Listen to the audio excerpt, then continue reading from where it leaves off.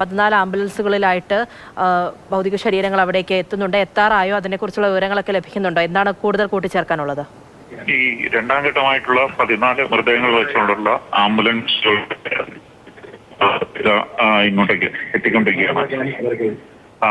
ഇപ്പോ ബാക്കി നേരത്തെ വന്ന 16 മൃതദേഹങ്ങളുടെ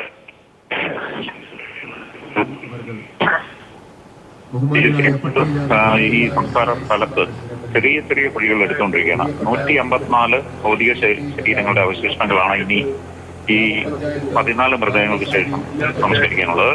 ഈ ചെറിയ കുഴികളെടുത്ത് അതില് ഈ DNA നമ്പർ പരിശോധന നമ്പർ രേഖപ്പെടുത്തി അത് അടക്കം ചെയ്തതിന് ശേഷം അതിന്റെ മുകളിൽ ഈ കല്ലിൽ ഇതേ നമ്പർ വെച്ചുകൊണ്ടാണ് സംസ്കരിക്കുന്നത്. കാരണം DNA പരിശോധനാ ഫലം വരുമ്പോൾ ഏത് വ്യക്തിയാണ് എന്ന് ഐഡന്റിഫൈ ചെയ്യാൻ പറ്റുന്ന തരത്തിലാണ് ഈ ക്രമീകരണം ഏർപ്പെടുത്തിയിട്ടുള്ളത്.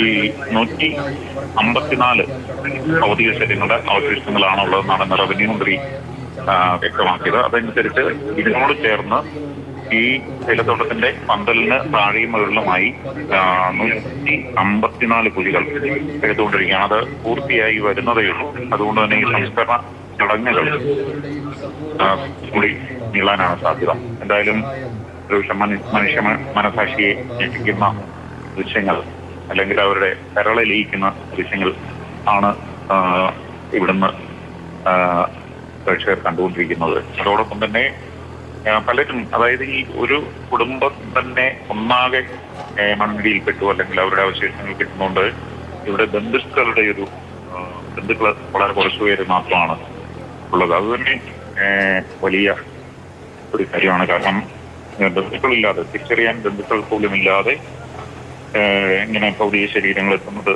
എത്രമാത്രം പ്രകൃതിയുടെ ഒരു ക്രൂരത ആണ് എന്ന് നമുക്ക് പറയേണ്ടി വരിക.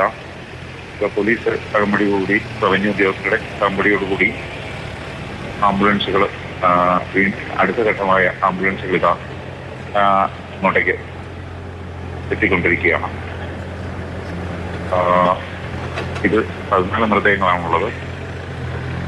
ഈ ശരിക്കും ഈ മൃതദേഹങ്ങളുടെ കവർ പോലും അല്പം അഴുകിയ നിലയിലാണ്. അതുകൊണ്ട് തന്നെ ഈ സംസ്കാര ചടങ്ങുകളൊക്കെ പ്രാർത്ഥനയിൽ വളരെ പെട്ടെന്ന് തന്നെ നടത്തുകയാണ്.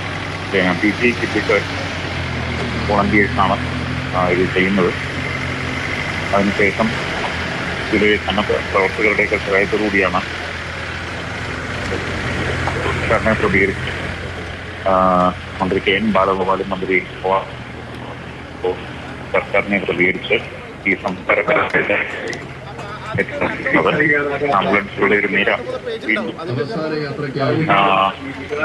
ദുരന്തത്തിന്റെ തീവ്രതയുടെ ഒരു പ്രതിബിംബമായി ആംബുലൻസുകളുടെ നിര വീണ്ടും ഈ സംസ്കാര സ്ഥലത്തേക്ക് എത്തിയിരിക്കുകയാണ്. 14 മൃതദേഹങ്ങൾ ഇവിടെ ആംബുലൻസുകളുടെ നീണ്ട നിര കാണാം. അതിനുശേഷം ഓരോന്നായി എടുത്ത് നേരത്തെ ദൃശ്യങ്ങൾ കണ്ടുപോലെ ഇവിടുത്തെ വേദിയിൽ വെക്കും. അവിടെ വെച്ച് സർവ്വത പ്രാർത്ഥന നടത്തും. പിന്നീട് ഈ DNA നമ്പർ രേഖപ്പെടുത്തിക്കുക തന്നെ നമ്പർ അതനുസരിച്ച്